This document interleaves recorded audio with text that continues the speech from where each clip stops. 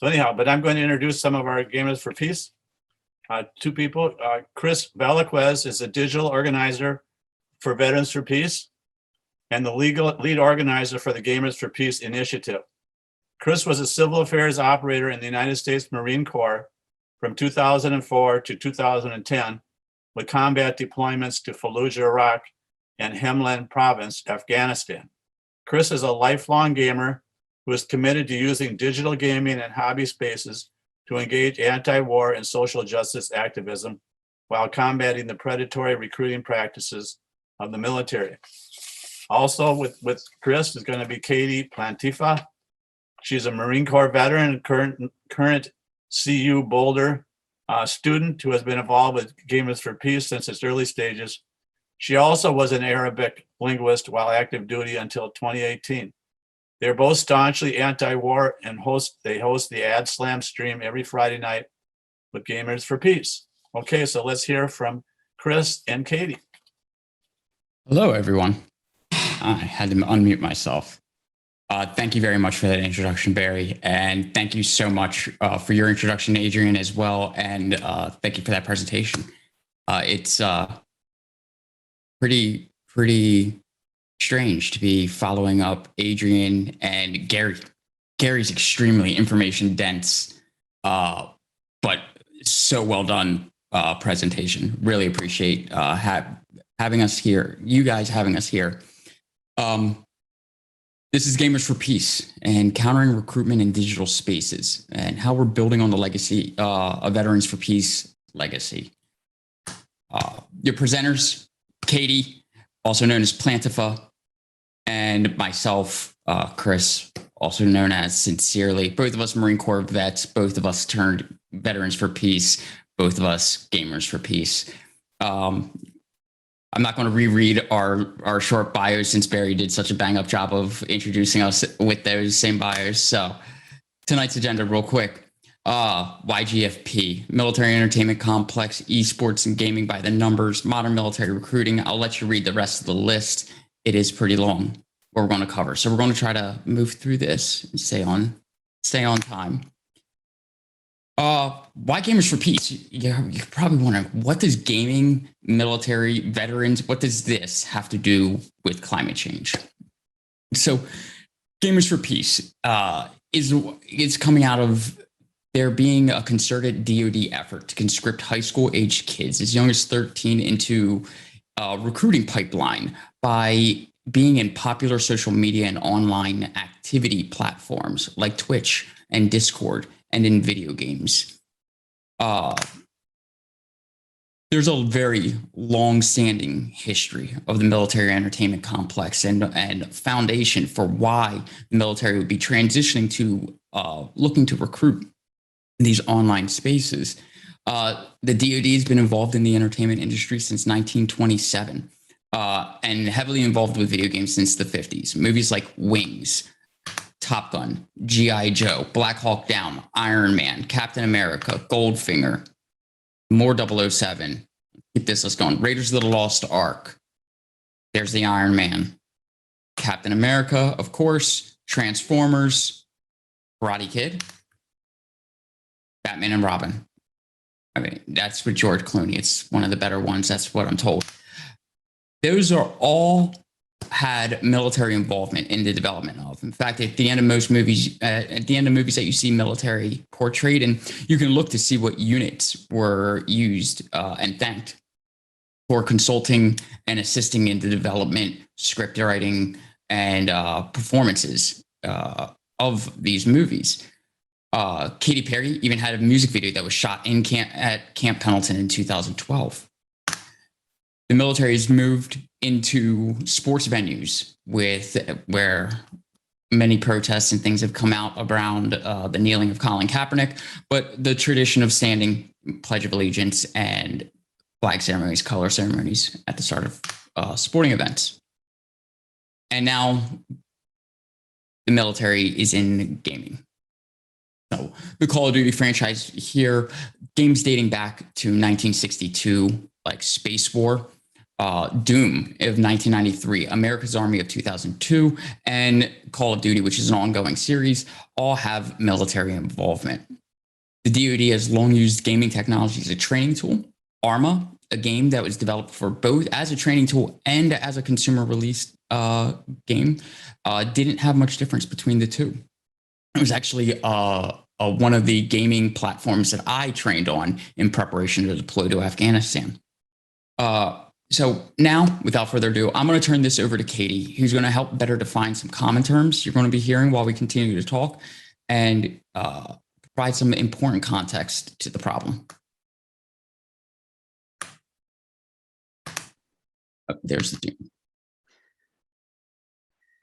Okay, so esports and gaming. Esports is a very, very quick growing professional competitive space. And it might seem a little bit weird to talk about video games as a competitive profession, but it actually truly is. And it is on track to hit about $1.8 billion as an industry by 2022. This is all to say that this is a market that is ripe for advertising, for infiltration, for military recruiters. So this is a very large industry that is extremely popular. We're seeing esports pop up on college campuses, including mine. This year, we just got a whole esports club that I've been keeping an eye on. And it's not something that was seen even when I was growing up as a millennial, seeing video games gain popularity. Sure, there were some spaces where there were professional gaming, but now it is such an industry that draws a huge audience and draws a lot of advertisers as well. Chris, can we go to the next one? Okay, so just to define some things for you, we already established that esports is a very fast growing, a very now really professional realm. One of the main things that is used there, or that it, one of the main platforms that esports uses is Twitch. And Twitch is a online live video streaming service. It's basically as if YouTube was mostly all live. And it is mostly video game content, but not always. Sometimes people are on it and they're just talking, but it is a whole new way for an audience to interact with its users and its viewers. So right now, we're looking at almost 9 million broadcasters on any given day on Twitch, which is a lot of people just making content directly for people. In 2020, there was an average of about 26.5 million visitors to the website per day. And this year so far, this is current actually as of today, 1,191 billion minutes have been watched. And when I looked at this slide last week, that was 1,165 billion. So 30 billion more minutes have been watched just since last week. So in short, Twitch is a massive platform with an ever-growing viewership, and children as young as 13 get onto this platform. 41% of users are between 16 and 24, and that's a huge portion that are essentially the target audience for recruiters. And Twitch has a terms of service that means that you have to be at least 13 to get on there. But I have an 11-year-old brother, and I know who uses Twitch. Just gonna leave that there. And military recruiters are using this platform as well. Can you go to the next one, please? So Discord is another platform that a lot of gamers do use. It's basically social media and instant messaging, and it's structured. If you're familiar with Slack, it's structured pretty similarly. There are different channels that you can use and engage with, and one complete thing is called a server. And basically, you can host. It can be for a certain topic. It can be for a certain creator. We have one with Gamers for Peace. It is a Gamers for Peace dedicated server, and we have a bunch of different channels. But Discord is also very widely used. It has, at least as of late 2020, it has over 200 million registered users, and again, is growing. This is another thing that the military is now catching on and using. Next, please.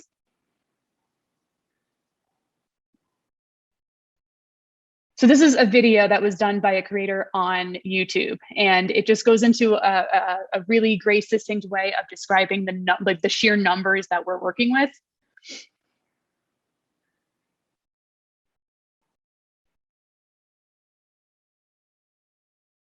No audio, Chris.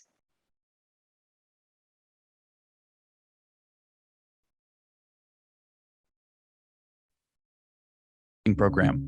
Is there So, audio now? how does the world's Yes. largest military entice the next generation of soldiers? Well, these days, it seems to be with cartoons that appropriate inclusive language, video games, and taking advantage of those in poverty. Let's start with the video games. I'm sure you're all familiar with Twitch. If somehow you're not, Twitch is the largest live streaming platform in operation right now. They bring in insane numbers of both streamers and viewers, averaging roughly 3 million concurrent viewers at any given time, who watch a total of around 500 million hours of content per week. That's a huge audience, and a lot of time spent on individual streams, which can run for hours. As far as demographics go, the audience skews young and male, with about 65% of viewers being male, 41% between the ages of 16 and 24, and 73% between the ages of 16 and 34. To military recruiters, Twitch is a dream come true. You have a captive audience of young, impressionable viewers who tend to develop parasocial relationships with the streamers they watch. It's the perfect medium for young, charismatic recruiters to pitch the military to the next generation. And they know this. In 2018, the US Army launched its own Twitch channel as part of its new, more modern approach to recruitment. The Navy followed suit shortly after. In the first 6 months of 2020, the military had bagged 13,000 new recruiting leads from Twitch alone. Keep in mind that many Twitch users are underage, as you only have to be 13 years old to make an account.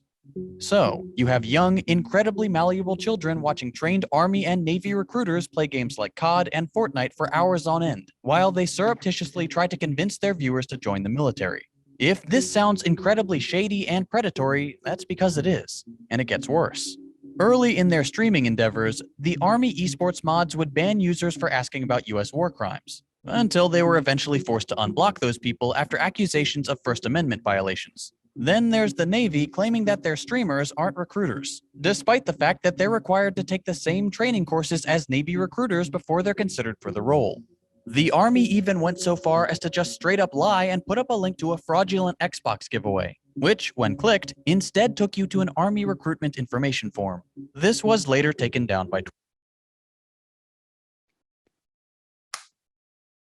Okay, so there were a bunch of stats there in that video, but basically the main point here is that there is a concerted effort to find new ways to recruit, because in 2018, the Army missed its recruiting goal for the first time in 13 years. And Gen Z, the generation now coming of age to be joining into the military, is one of the most anti-military generations that we've seen. So only about 17% of youth are both able and willing to enlist. So the DoD has a strong motivation to direct considerable resources into online recruiting efforts like esports and streaming. And so they directed this money into esports programs. They auditioned esports team members from 4,700 recruiters. This is specifically the Navy. And they're not the only branch that's doing this. And the Army is also doing this. And both of these branches are denying that their users are recruiters, even though they go to the same recruiting school. Their Army does this out of recruiting school in Fort Knox, Kentucky. Both branches select members through auditions of its recruiters, and they get around the label by saying if someone's interested in enlisting, the esports team member will just direct them to recruiters in their area. So they're kind of using this weird loophole by not labeling them specifically as recruiters. They're just using it as a recruiting tool instead. And they're spending a considerable amount of resources on this. I have that in 2019, the Navy used $20.2 million that they would typically spend on TV advertising to online advertising so that they can target, the age range from about 17 to 28. Next slide, please. And I've already talked about Discord. The way that this gets really insidious is that not only is there this parasocial relationship being developed between a viewer and a non-military recruiter, an esports team member, they're also able to do this a little bit more directly on Discords. The screenshot that you see is from a nonprofit called Video Game Clubs of America, and their Discord server is called Everyone Games. They have a channel specifically for the Army National Guard where recruiters can post contact info, incentives, they could connect with students. And this Discord server is open to middle and high school age children. So they actually have direct or almost direct access to children younger than 17, even though that is technically against the law. So they can say whatever they want to say about how they are not typically targeting at kids, but they do have direct access to kids, and they are using that. They're using the parasocial relationship that's able to develop between a live streamer and viewers, especially during the pandemic, when that was like the main mode of media consumption for a lot of people during that time. And from here, as we're going to talk a little bit more about Gamers for Peace specifically once Chris takes over. Thank you, Katie. Mm-hmm.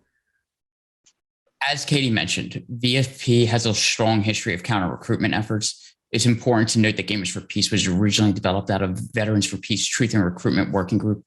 Anti-war veterans came together after firsthand observing the military recruiters being active in the same hobby and gaming spaces they occupied, and put together a plan for Gamers for Peace.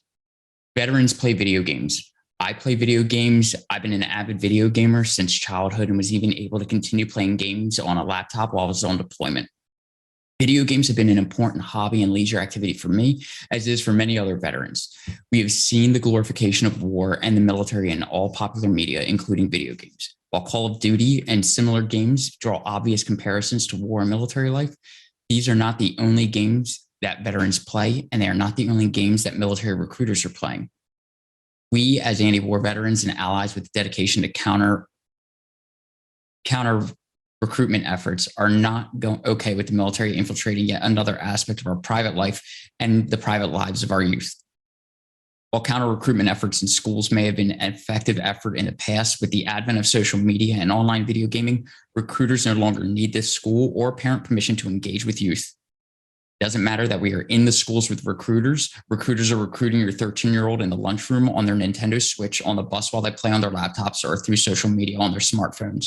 Recruiters develop parasocial relationships, as Katie mentioned, at the very formative events that are supposed to be the safe places, like the first ever live virtual concert, which had 10.7 million concurrent viewers.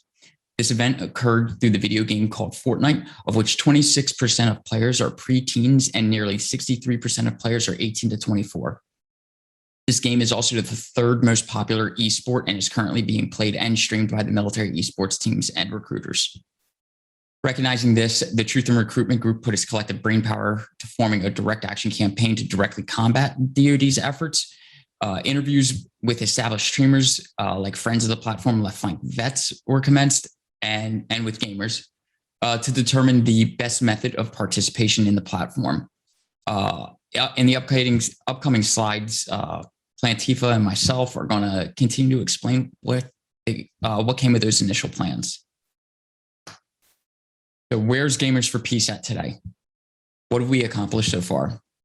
In just a few months' time, Gamers for Peace has grown to include over 250 Discord members, over 350 Twitch followers. Gamers for Peace produces over 12 hours of anti-war content each week, thanks to the support of over 15 dedicated volunteer streamers. Gamers for Peace has streamed for over 267 hours of original content to over 2,248 unique viewers who've watched us for a total of over 1,919 hours. This means, on average, each Gamers for Peace unique viewer engaged in our chat and watched our stream for over 51 minutes. Our viewers have enjoyed content that includes working with CARE, the Council on American and Islamic Relations, by hosting them on our stream and guest visiting their stream as part of the Deplatform 6 Days campaign. 6 Days in Fallujah is a video game glorifying the atrocities committed by the U.S. in Fallujah, Iraq, and has been dubbed an Arab murder simulator by CARE. Gamers for Peace is working with CARE to advocate for gaming platforms to refuse to host this military propaganda video game. We also had the honor of hosting Second Thought creator JT on our Twitch FPS Friday stream, who you just saw the video of the Second Thought video. Recently, our audience, joined by a very generous raid from a friend of the channel, joined Gamers for Peace volunteers and VFP staff who had traveled from across the country to participate in Code Pink and Band Killer Drones Shutdown Creech Action, where they live streamed their participation in nonviolent protests outside of Creech Air Force Base and organized and performed a street theater action in Las Vegas. Most importantly, the Gamers for Peace community members have participated in repeated direct action interventions in the Army esports team streaming channel that has since led to an 18 and over designation on their platform. As we've mentioned several times, Gamers for Peace's growing community of gamers, veterans, and veteran allies joined together by their desire to fight against the military-industrial complex. And we have a lot more on the way. So where are we going? The initiatives that we've done so far have been accomplished by developing a community of energized and action-oriented veterans and allies, with a primary focus on attracting and empowering post-9/11 veterans. In order to keep the momentum of previous VFP counter recruitment efforts going, Gamers for Peace believes that engaging post-9/11 vets and connecting with youth in digital spaces is extremely important. It's easy to put blame on the social media websites or the technologies themselves, but whether we like it or not, the future is now. Themes from stories of our youth, like Ender's Game, are quickly becoming a reality, with major technology shifts in how war is engaged, such as drone warfare and the use of artificial intelligence, and how youth are engaged by recruiters, such as through Twitch and other social media platforms. It is becoming increasingly evident that initiatives like Gamers for Peace need to exist. How many of you have children or have children that you care about? What do you see them doing with their time? Video games and connecting online are not going away. In fact, they are getting even more advanced. Rather than resist this change, we can embrace it and use these same technologies to support anti-war and counter-recruitment efforts. I'm wearing one of our Gamers for Peace jerseys right now, and you can see it in the presentation on the slide. Imagine a table at a gaming convention with these jerseys and our flags posted right next to the Navy esports table. Where do you think kids are going to go first? I don't know about you, but I love this jersey. It's extremely comfortable and the colors are awesome. Gamers for Peace is dedicated to counter recruitment efforts in online and gaming spaces, and we have a unique opportunity to engage children before they are inundated with military propaganda. To do this, we are implementing these 4 channels of change to get the word out, organize our community, and combat the military-industrial complex online. So the 4 channels of change are streaming content, which we talked about briefly, esports, once again talked about briefly, our mentorship program, and our direct action campaigns. And I'm going to turn it over to Katie, who's going to talk more about the Gamers for Peace content creation and our streaming philosophy. Right. So one of the 4 channels for change, as Chris just said, is streaming content, and we call it streaming the GFP way. So we do have a content philosophy. And basically what that is we want to create a space where people want to come and watch us, but then also stay for the conversation later. So basically, it's all community led, and we everyone in the community has an opportunity to be able to host one of these streams. But generally, it is one of our core streamers, and we will play a game while talking about a complicated issue. So that's what we mean by podcast style shows, like where the content that's shown on the screen is not always related to what we're speaking about. Like, for example, we might be playing Rocket League or Knockout City, but people will stay for the in-depth analysis of militarization themes in Bad Batch, which is the latest Star Wars animated series. So we hope those viewers who come to watch our Rocket League skills have their interest piqued and decide to follow our channel, and then they'll come back next time when we have a discussion about how the US military is the #1 polluter in the country. So we want them to come for the video game content to show that there's a shared interest there, but we also want them to come and stay for the political education, to stay for the in-depth conversations around issues with militarization and issues with the climate crisis and things like that, that we want to be able to counter the dominant narrative and counter the recruitment efforts on here. So the main goal here is to develop a community. So we want motivated people who will engage with these ideas as well. Next one, please. So this is just one of those examples. I host this military ad slam every week, and this is just showing that we're trying to combine technology with personality.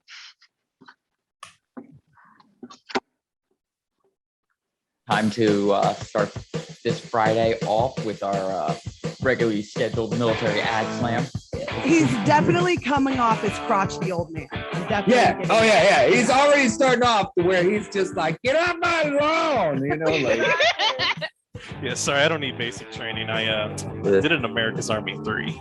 Okay, I want to get to the war criminal stuff. If I play this game and get a high enough stats, do I still have to take the ads fast? Intelligence isn't perfect. I'm furious. I also love that it's not a hard sell he goes through the menu options of how to link to Army careers. Yeah, I mean, we got a lot wrong. Yeah, I did 2 tours in America's Army 3. Oops, we overthrew a government and killed 500,000 people. This was designed by the Army as a recruiting tool, but it's a fun game. I did that dumb decision of like, yeah, let's sign up at 17, and then I was like, Jarvie, unrelated. Are you okay?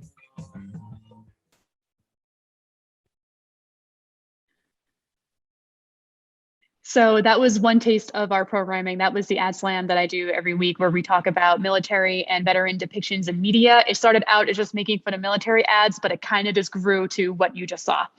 But we also have other ones like on for Wellness Monday with Phoenix, alternative name is Jeremiah, and Lou Raprager or Lou Dog. So Phoenix is a licensed mental health professional. And on Mondays, they talk about veterans' mental health while playing a game. Lou Dog has actually been the forerunner of this. There's this game called Eco, and Eco is a collaborative game that you basically, everything you do in game will alter the environment. So he wants to use this game as a kind of way to show how activities will affect the environment, because you can literally see it virtually in the game. And it's actually really cool. It was developed as part of a project with University of Illinois and has funding from the Department of Education. So what the goal is the stream will use the game as a focus point while they discuss the effects of militarization on the environment. And it kind of just follows the same philosophy of come for the game, but then stay for the conversation. The same deal with our Dungeons and Dragons game. It has anti-war themes in there. We have a Rocket League team going off with our esports content that Chris will talk about later. And we also do a community game night, which is just some fun for the community that we have in the Discord that will come in and join. You can join in with chat. If anyone doesn't understand or know too much about Twitch, the way that it works is that someone's streaming their game, and you can actually, the way we're doing now, what we're doing now in Zoom, that basically happens on Twitch. So the streamer can interact with the audience directly. So we're trying to kind of do exactly what the military recruiters are doing, just in our own way and making it more fun. What you see on there at the Lemma Circle is we live stream our planning meetings and organizations so that we can keep with full transparency. And yeah, so we hope that really goes with our philosophy, and we really try to make it an engaging community, one where we can talk about really complicated issues, but in a thoughtful and well-structured way. Thank you, Katie. Gamers for Peace Esports. As mentioned earlier, esports is one of our main channels of change. We described how the military is currently recruiting youth and spreading military propaganda through gaming, esports tournaments, and online. Gamers for Peace is working towards building our own coalition of elite gamers with hopes of eventually competing in the same competitions and against the military esports teams. Currently, we've begun developing a Gamers for Peace stream team of veterans and allies that stream casual gameplay while sharing anti-war messaging live on Twitch and across social media platforms. We hope to continue to increase the number of players and streamers we have, expand the games that we are playing, and increase the number of hours of content created to further expand our online presence and reach a larger audience. A major goal of Gamers for Peace is to create competitive esports teams to compete directly against the military's teams. Esports has quickly become a major entertainment and hobby industry. In 2018, the esports industry saw $4.5 billion in investments, and total esports revenue is expected to surpass $1.8 billion by 2022. There's even talk of esports becoming an Olympic event alongside breakdancing in the near future, after recent success engaging youth in new events such as skateboarding. As mentioned earlier, the DoD is well aware of the growth of this industry and has already allocated tons of resources to infiltrating it. That's why Gamers for Peace is working towards creating our own teams as a direct action to counter military recruitment and propaganda in this realm. Imagine Anti-war veterans beating the Army esports team on a national stage in a DoD-sponsored tournament with the Gamers for Peace logo shining on screen while anti-war veterans lift a trophy and the Army's players hang their heads in defeat. That's direct action. Those are headlines. While this may seem like lofty goals, there are many small steps along the way that we can engage in right now. For example, we have teams ready to join some smaller tournaments, and we hope to even host our own Gamers for Peace branded tournaments and leagues to continue to draw on youth, gamers, post 9/11 vets, and other community members ready to take action against the military-industrial complex.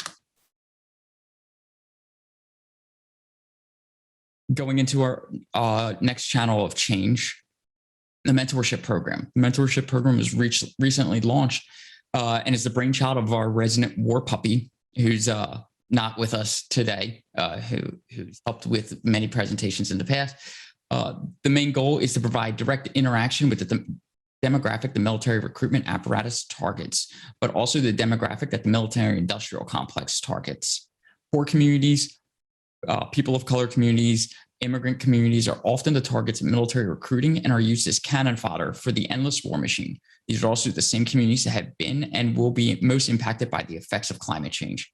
If we can intercede and provide counseling and alternatives at the grassroots level, maybe we can prevent some from becoming kindling for that fire. You can look for more details about our growing mentorship program in the Discord, and more details on how to get into Discord coming. And finally, the topic of tonight's Peacestock meeting, the climate, what we are all waiting for. If the Pentagon was a country, I'm going to reiterate a couple points that Gary very well put out there. But if the Pentagon was a country, it'd be the 55th largest emitter in the world. U.S. military is a worse polluter than Morocco, Peru, Hungary, Norway, New Zealand, and Finland. There are bases all over the world. The DoD spends $3.5 billion, which is a low estimate, on heating, cooling, and running each year. Unfortunately, environmental collapse, climate change, and the military-industrial complex seem to be simple background noise in mainstream media. We would like to change that by engaging with the population the MIC targets to join, and hopefully by engaging with the population the MIC targets to join, and hopefully providing alternatives, the narrative can be moved to the real problems.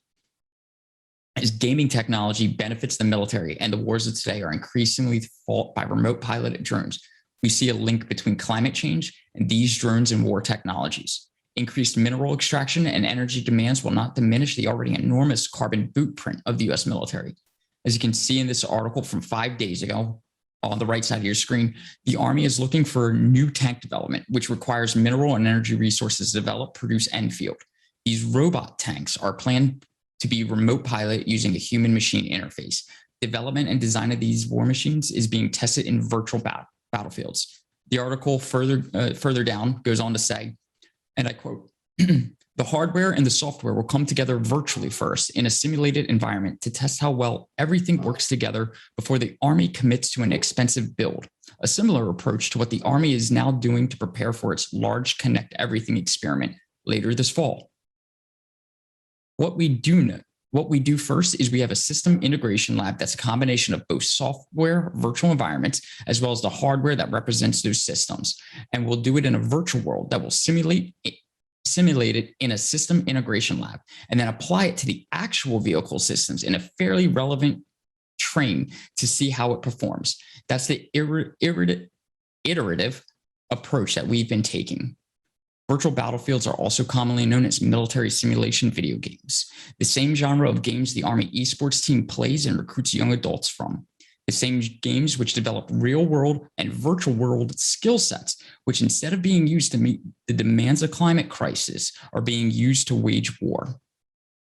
We at Gamers for Peace believe that in order to effect positive change in bringing an end to all wars, we must deplete the military of resources, either monetarily by cutting the budget, or deplete their person power by preventing youth from joining the military and convincing those that are already in to put their weapons down and walk away from war."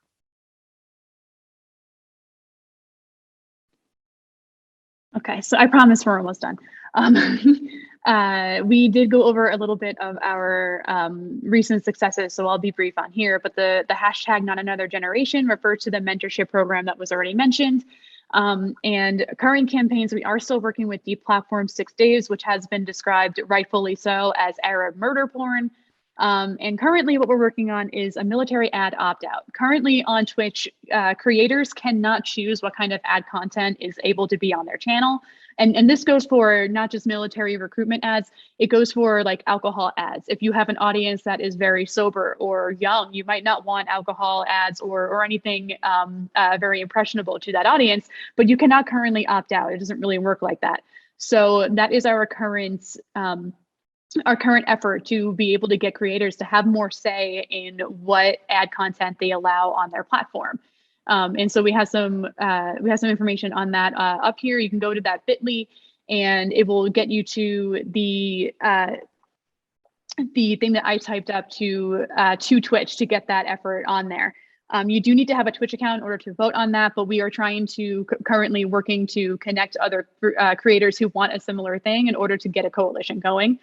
And upcoming ones soon, we do want to get a military recruiter badge on these esports platforms to show that their Twitch, like while they're streaming, that this is what a recruiter is doing, so that you know this going into their stream. It isn't just a fun like person playing COD in uniform. COD being Call of Duty, for those that don't know. Like, we need to be able to know that they are doing this for a recruitment purpose. So whenever they log on, we want to see a little blip, a little badge that Twitch can put on there, show up saying this is a military recruiter. So that is our future goal here. Next slide, please. This is just a basic on how to get involved. We are under Veterans for Peace, so we stream under Veterans for Peace on Twitch. We've already talked about our Discord. You can join that at discord.gg/gamersforpeace, and it is fast growing. There's a bunch of different channels, not only for efforts, but also for different hobbies. Like we have Gourmands for Peace, which is people who like cooking, things like that.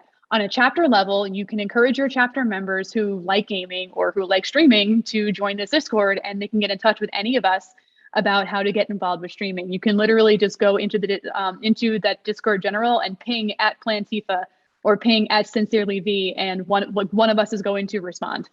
Email Chris at chris@veteransforpeace.org. They can help you get set up with all of the things that we've been talking about.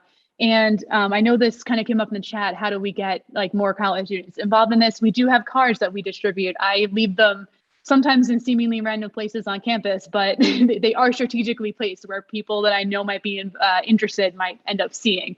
And they have a little QR code, just like what's on the bottom left on your screen, where if you just hover your phone and its camera over it, it will actually come up for you to be able to log into Discord and join it.